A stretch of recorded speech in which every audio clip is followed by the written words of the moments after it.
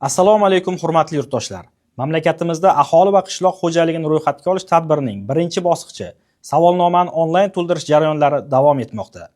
Ayni kunlarga qadar 20 milliondan ortiq fuqarolar census.stat.uz platformasi orqali onlayn ro'yxatdan o'tishdi.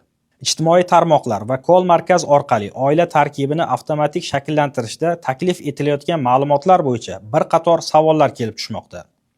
Onlayn ro'yxatdan o'tuvchi tomonidan har bir oila a'zosi haqidagi ma'lumotlarni kiritish jarayonida qulayliklar yaratish maqsadida Davlat xizmatlari portali ma'lumotlari asosida oila tarkibi va ularning shaxsga doir ma'lumotlari, ya'ni to'liq ismi, JSHR raqami, tug'ilgan sanasi va boshqalar integratsiya orqali avtomatik ravishda to'ldiriladi.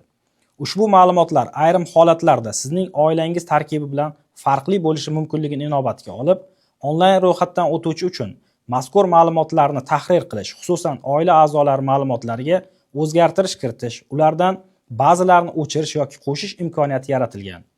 Shundan kelib chiqib, ba'zi onlayn ro'yxatdan o'tuvchilardan o'zlari bilan birgalikda yashayotgan har bir oila a'zolarini to'liq va to'g'ri ro'yxatga kiritishlarini so'rab qolamiz.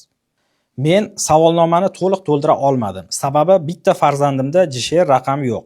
Shu bois tizim uni qabul qilmadi. Nima qilishim kerak? Agar savolnomani to'ldirishda farzandingiz bo'yicha JSHR ma'lumotlari chiqmasa, my.gov.uz portali orqali ma'lumotlarni aniqlab, ro'yxatga olish platformasida oila a'zosini qo'shishingiz mumkin. Agar farzandingizda umuman JSHR raqami bo'lmasa, Davlat xizmatlari markaziga murojaat qilib, ushbu raqamni rasmiylashtirish lozim. Shundan so'ng savolnomada oila tarkibini to'liq to'ldirish mumkin. Eslatib o'tamiz, haligacha onlayn ro'yxatdan o'tmagan bo'lsangiz hamda savolnomani avval shoshib, xatoliklar bilan to'ldirgan bo'lsangiz, 31 yanvargacha uni qaytadan to'g'ri va to'liq to'ldirib, sovrin yutish imkoniyatiga ega bo'lishingiz mumkin. Onlayn ro'yxatdan o'tgan fuqarolar orasida tasodifiy tanlov o'tkazilmoqda va g'oliblarga qimmatbaho sovg'alar topshirilmoqda.